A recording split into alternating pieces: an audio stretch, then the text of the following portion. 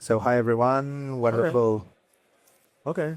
wonderful to chat today. We were connected previously in Outlier as well. We're starting the talk today about AI agents and how to win in this new era of AI agents, how to be successful, what's needed, and how can blockchain help us all right now? build better AI agents and better models in this world. So thank you all for coming. We'll start with some introductions to our friends here in the panel. So, please introduce yourself. Sure. My name is Tom Trowbridge. I'm a co-founder of Fluence. Fluence is building and has actually launched a decentralized compute platform.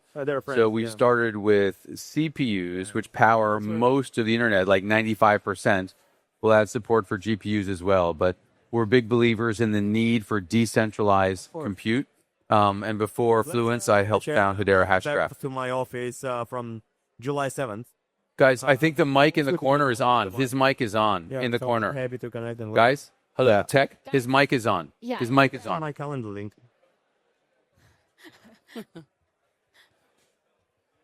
All right. Can you guys hear me? Yeah. Yeah, we hear you well. Oh, cool. Yeah. So my name is Mathieu Bonnet. I'm the founder and details about the L1. Linera is a real-time layer 1 blockchain that we created, to enable new kinds of applications that really need low latency at scale, low latency interactions between users, AI agents, application chains, and services. So make all that possible at Linera.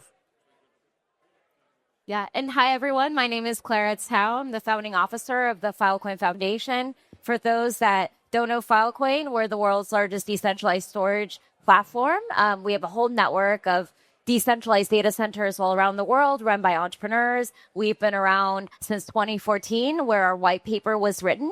And in the world of AI and AI data, I think some studies estimate by the end of 2026, 80 to 90% of new data on the web will be AI generated.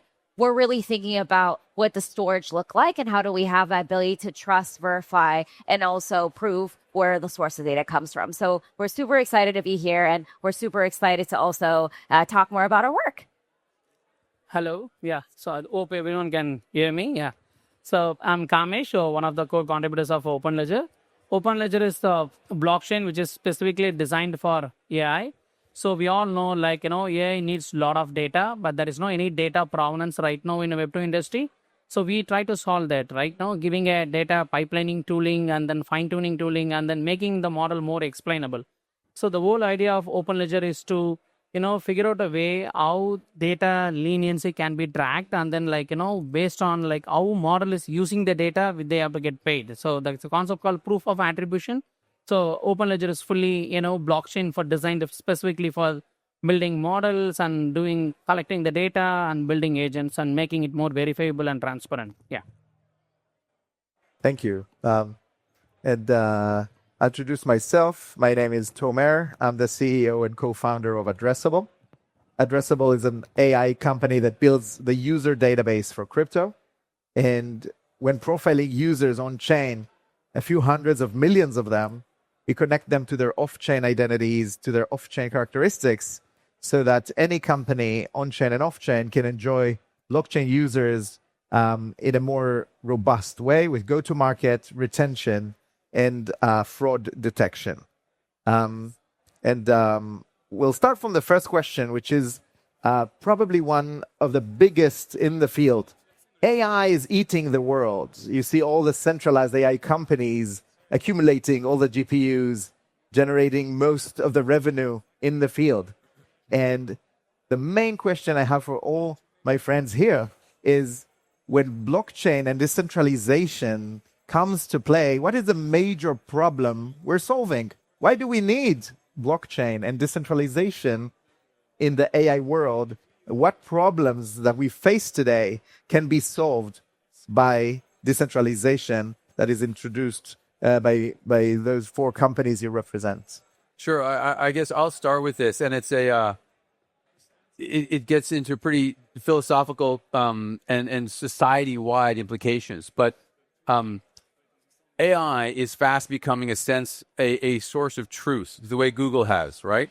And so as AI becomes a source of truth, whether it's ChatGPT, whether it's XAI, and those companies get big, inevitably they get pressure from governments, from shareholders, from board members, from interest groups, from activists to pressure, to lead, to censor, to tilt, to delete, etc. Right? So whenever you have an overwhelming source of truth that people go to, what that truth is matters to a lot of people, and there are a huge amount of pressures that come to bear on those businesses.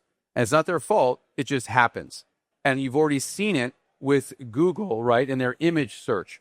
And that crazy Gemini example that went out where they would ask to generate images and they were just wildly off because of the biases and pressures that those team members felt, which comes from the culture, which comes from shareholders, which comes, all the way down, right? So that's the problem set. And so decentralization can help remove those influences for better and for worse. But when you have a decentralized AI, there aren't shareholders, there aren't board members, the governments aren't involved, right? That can be a far more trustworthy AI and trustworthy solution to this source of truth problem that we have. And one of the views I have is eventually a decentralized AI will be the most trusted because everything else is going to be pushed and pulled in various directions. And you can already see it. And there are lots of examples of OpenAI in particular that have had, that's been the subject of a number of biases. So that's from a running AI perspective. And then decentralization can help in terms of fault tolerance and help in terms of resiliency, can help in terms of low cost and democratization, right? You talked about the, and sorry to go on here, but a really important point, the need for GPUs and the dominance of the large companies in monopolizing those spaces, right? If you're starting off, you're not going to be able to accumulate the number of GPUs that these 2 large or 3 large now companies, or 4 if you start Asia, have. So how do you access that? Through decentralized markets, of whom some people on this panel are building and others not on the panel are. You can actually rent a huge amount of scale with very little upfront capital and actually compete with the largest players out there. So it also, decentralization and those marketplaces enable small players to scale and to compete with the vast amounts of capital large players have as well. So I could keep going, but I'll stop. Yeah, and I can jump in really quick to what Tom just said. I think the race for accurate and trustworthy AI is also a race for data. As much data AI can be trained on that's open and trustworthy, that's really where decentralized storage, decentralized compute, all of this supply chain of what powers AI becomes really important. A lot of people may not fully understand what goes in to actually running an AI model and building an AI agent at the very top and the infrastructure layer at the very bottom. And for us at Filecoin, we are starting to see already deep decentralization in the Web2 data ownership space. OpenAI, to add to what Tom said, just a few months ago, launched ChatGPT memory. A lot of people today are using AI agents to talk about their deepest thoughts, relationships, breakups, therapists, and they might be talking about really critical questions related to their company, investors, whatever it is. And all of that is probably being backed up on Microsoft Azure because Microsoft is the biggest shareholder in OpenAI. And so when you think about, is the content that you're saving on ChatGPT, is that something that you actually trust big tech with? I think that's a really important question where a lot of people may not actually realize where their data is going to, how it's being used, whether they're going to train that data for advertising so that you might get an ad to see a therapist after telling it some of your darkest thoughts, right? And so I think those are really clear examples where a lot of people don't realize that big tech today is owning most of the AI that most consumers are touching. And we really believe that this really should be a transparent process. We're going to see a web that's going to be more open, and there's going to be a lot of questions. Can creators who are content creators be able to have ownership over their data? How do they make sure and prove that that's their life work? And you can do that with the ability to track and trace and verify where that source of data comes from. When you think about the storage layer of being able to identify content by its ID and by its unique hash. And that's what Web3 can really offer that is so different from just Web2. We're also going to see a world where it's agent to agent communication, where there may not be even someone in between that is paying for an AWS bill. And it's really great to also see Web3, a lot of companies innovating on that edge of thinking about those kinds of deep questions. And this concept of data DAOs, I think, is particularly fascinating when we think about an agent-to-agent world where maybe not one person is owning the AWS bill they're paying. It's a shared fractional ownership of data. And those are really cool things that you can really do and innovate when you think about what's happening with the AI future we're going to live in. Maybe I can have a couple of points. All right. So I don't believe in thesis like, Web3 can compete with the Web2 companies because we already have a severe challenges in scaling our own ecosystem. Web2 is super big and then the transaction what we see is like millions and millions. I don't think we can compete with the Web2 companies, but we believe there is one aspect that she was rightly pointing out on the data provenance and those kind of things. I think we can try to work with the Web2 companies in handling the, because we don't really care about privacy, right? Because we all use Gmail, we all use YouTube and all the other platforms. So as long as we getting paid for the data, right? I think because we don't mind uploading content on YouTube now, right? Because YouTube somewhere is paying us something, right? So at least we get the visibility and some business or something. But in this case, this Web2 AI companies try to scrape this data indirectly and then utilizing it and making revenue out of it, right? But they never share anything to the end creator. So that is the biggest problem. I believe that, Web3 can play some role because we can track the provenance of the data and then making the model more explainable. Right now, the biggest challenge, Web2 companies, even they want to pay to the data contributor, and that is the case, but still there is a challenge technologically. Model is always a black box. You can't figure out, once you fine tune the data, you can't figure out which data is really influencing the model, right? If you're not able to figure out that, then how come it's possible to pay the data contributor? So that's fundamentally is a problem. So I think if the next step is going to be more like making model more transparent, so that if we ask a particular query, from which data and which file this query is able to answer, if we can see like a log file where we see which data is really influencing. So based on that, who provided the data, if we're able to track that on chain, then it really makes sense to, figure out a system around that. We work with a lot of, bigger enterprise companies. So we work with one of the biggest e-commerce firm in building a model more transparent. We work with one of the maybe upcoming search engine, right? So I can't tell the name. So which is more like AI search engine. So in terms of figuring out the provenance and other thing, right? They use all the data. So you see millions of legal cases are going on around the, legal companies trying to go, hey, they're using my data, but they're not paying to us, right? That is a problem I think definitely Web3 companies can solve. So that's why we're going deeper into that space, because the challenge always we have in other platforms are scalability is a huge challenge in Web3. I don't think Web3 scalability problem can be fixed, but I believe this kind of trackability and trust, right? I think that is something will make a big difference, because I end up in a couple of decades back, I used to spend a lot of money on Google AdWords and AdSense and those kind of programs, millions of money. I don't really know the transparency on that, right? Someone say, hey, you got 10 clicks and then you have to pay $50, and then whether they paying them $50 or they pay only $5, they take 90% out of it. It is always a black box, right? So that is a problem with the Web2 companies. But anyway, we don't mind even now with YouTube also, what we paying, but at least they're paying something. Is that fine at least, right? That is not even happening in AI. So that is a problem that I think blockchain companies can fix. All right, cool. So I wanted, hi everybody. I wanted to change gear a little bit. So we've talked a lot about AI, decentralized AI in general, how crypto can help AI. I think it's great. It's super. I think it's very, convincing, and I'd love to see that. There's one problem is that when you talk to pure AI companies right now, they don't really understand what you want to do with them. You want to help them, but they don't really want to be helped.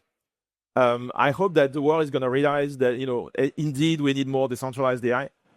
So what I wanted to talk to you just now is more about AI agents, like what we can do today. So today we have AI agents. We're going to see them running locally.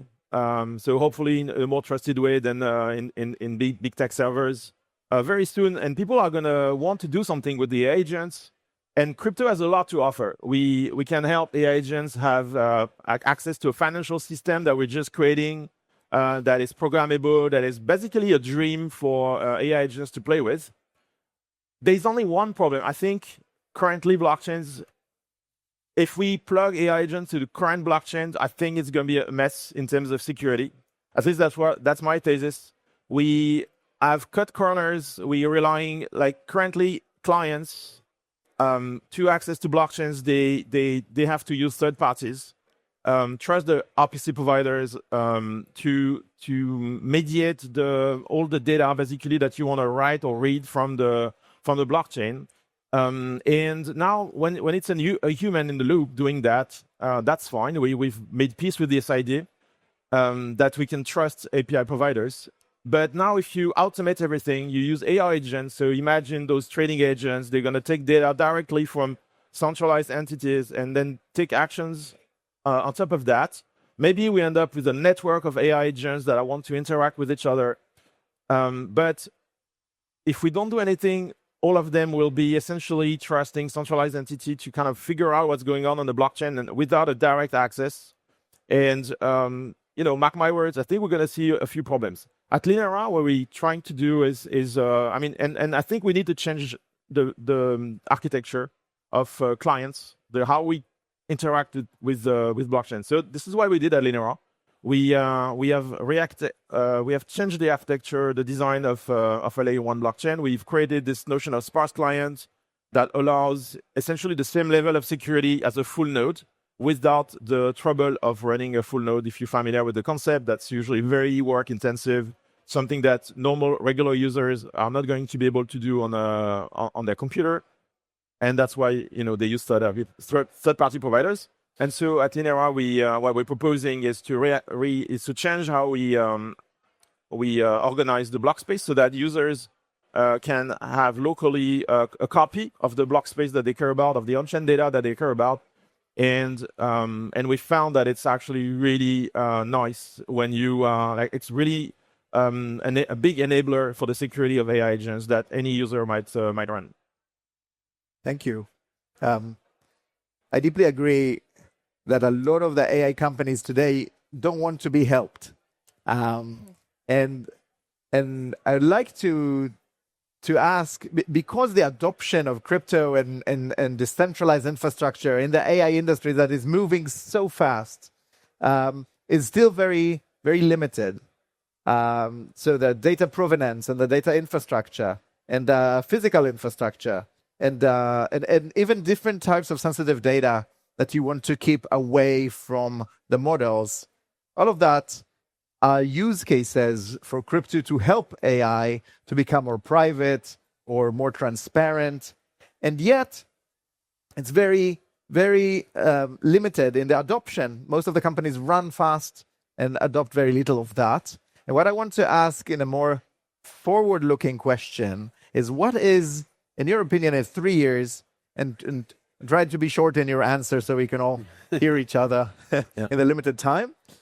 In 3 years from now, what do you think will be the use? So AI is going everywhere in every use case. So what will be the use case that will enjoy blockchain the most when you talk about AI use cases? What will be the use case that there will be the most user adoption and AI provider adoption that will use blockchain as a must-have thing? And let's start from Kamesh. Yeah, I would say, because I spend a lot of time on this to figure out which will really give a business impact for long run. Right? I see, because I believe the power of Web3 is all about bringing 100,000 members to a particular channel or medium as a community. Right? Anything which we can do with the community, I think we can definitely win. Right? That is what the diversification of various people from various countries can do something together to AI. What is that particular use case? So that is the way we were started thinking about that. we find some interesting use cases. Like one of the interesting point is data and like RLHF and all those kind of things. But I believe in the next couple of years, I believe there will be definitely there will be a big legal challenges will naturally occur, right? So they may need some kind of trackability for model. I think for sure there will be agents will do a lot of a lot of challenges with the agents in practical day to day. The definitely agents need trackability. I believe in the next couple of years there is going to be a trackability system, right? Where Web3 companies can really play there. So I feel like trackability and verifiable agents and verifiable data, those kind of things will definitely get a adoption for at least for a specific category of business like legal and some into IP and so not like entire world will use Web3. For some niche categories, definitely they can utilize the Web3. Yeah. Yeah, I wanted to add to Kamish's point. I think in the next 3 years, we're going to see a much more open web because we're going to see so much data that's just created by people leveraging AI and creating more data than ever. And people want to verify, hey, is this AI generated? Is it not? Is this book written by an AI or is it actually by an author? Like I said earlier, content creators want to be able to get attribution for their work. You're going to see huge interesting lawsuits probably happen in the IP space. You're going to see regulation. You can look at the EU AI Act today that has a lot of indication that they're looking for the ability to track exactly which models are being taken for different kinds of work, and they're pressuring that on companies. I actually came from the government space. I spent around 4 years in U.S. government across 2 different administrations, and a lot of policymakers today, they'll just end up putting on nonsensical policy when they don't understand the tech behind it. And so I do agree that we're going to see a lot more transparency demands, especially from countries where it's not necessarily as tech leaning. But at the same time, I am incredibly bullish on the area I'm most passionate about, which is decentralized storage, because that's a fundamental layer where you can actually, at the end of the day, track where content is being stored, how it's created, what data sets are changed over time. And you can do that in all transparent reporting. And a lot of the data that we store today on Filecoin, we have 4.1 exabytes of available storage, is already public data that a lot of AI models are being trained on. And so we want to make sure that as people are thinking about use of AI, you can verify everything from content to images, making sure it's not necessarily AI generated. Journalists are already using our technology today to verify that their photographs are taken at the source of upload.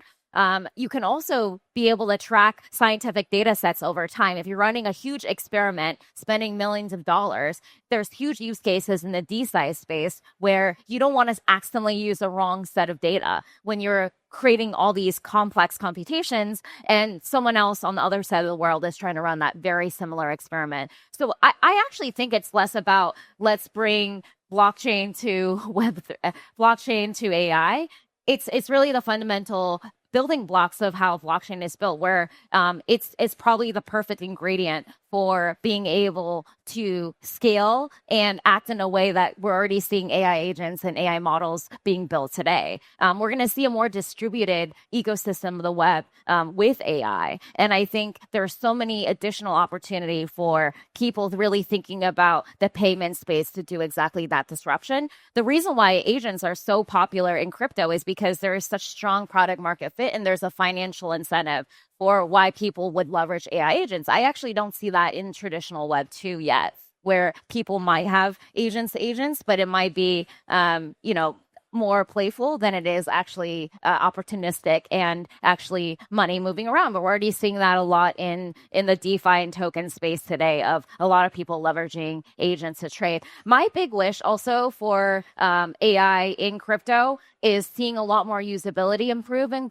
blockchain so that we can really onboard the next million users onto crypto, because a lot of the challenges with crypto is really usability, that you can automate a lot of the complexity out of the way, and the best builders, the best engineers can really work on making the tech great, and we can really build those beautiful front-end experiences that make payments to storage to everything else seamless and easy to use. Thank you. Yes, I love the use case of data traceability. I agree with generalized AI generated content everywhere. It's going to be a fascinating problem to figure out what's true and what's not. We at Linear, we're actually working with a deepin company that is interested in having a connected device. So device connected to the blockchain, and by device here, I mean, for instance, cameras, surveillance cameras. And the idea would be like, in case you need to extract a snapshot for an investigation or something, there'll be a chain of custody of the data from the origin, thanks to the connection of the device to a blockchain, like in particular, like Linear, that can take this kind of volume of connections from many devices. I think obviously tracking the origin of AI models would be amazing. I don't know how feasible it is. Those are like really difficult beasts to tame. It's so challenging, so expensive to train AI models these days, that if you come and add problems on top of that, it may, adding costs to the training of the AI models. We're talking about millions, tens of millions. That might be a difficult discussion, but I think there will be a demand eventually for very rigorous tracking of AI training. And of course, AI agents, starting with, I think, personal AI agents. So everybody already have some form of an AI assistant somewhere in a browser tab, all right, that could translate into AI assistants that are widely used, that are installed on your computer, have access to your data. It's probably going to be part of the operating system very soon. And hopefully there will be plugins, there will be ways for people to hack and connect those AI agents with their favorite blockchains and favorite DeFi applications. I have a slightly different view, which is I think of AI agents as consumers, not just for personal, but business. So I was with a guy yesterday who has 2 full-time employees just managing his cloud spend, right? That should be and will be an AI agent very soon. AI agents will be doing the purchasing, the sourcing for tech and all kinds of other spends from behalf of companies. And what does that mean? They will be the most efficient consumers out there. If you are not well known, if your UX or UI isn't good, doesn't matter, right? They will be ruthless consumers in terms of price and performance, particularly in the Web3 world. And so agents have the potential to actually lead adoption of a whole number of Web3 products that may not be quite ready for traditional companies to adopt because they're not quite mature enough on the UI. UX isn't there. They don't have the BD teams. But for an AI agent that for whom all of that stuff is irrelevant, they could be the target consumer. And so I view AI agents as actually leading consumption, leading adoption of the most efficient Web3 products, which obviously are efficient because of the blockchain underlying and token economics of them all. Thank you. We're at the end of our time. I'll say one sentence about AI agents in crypto. I believe that the best problems today will not be the worst problems in 3 years from now. We'll see a lot of new problems coming up when everybody has an AI agent that buys from them, do their errands, and do their official work, unofficial work, and some hobbies. We'll have a lot of non-human entities. So each one of us will have them to do a lot of things. And my perspective is that blockchain and Web3 will be used to verify humanness for people. So it will be very hard to know if there's a human in the other side or someone on behalf of a human. And it will be very hard to know. And any human test today can be passed by AI. So I think the best way to prove that you are a human, that you have only one instance, you're a non-fungible human, is by blockchain provenance. And this problem will be a big problem of the future, very near future, to just have human provenance for any interaction that you have in the digital world. I want to thank you all for coming today and for the wonderful chat. And thank you all for listening. Thank you. Thank you.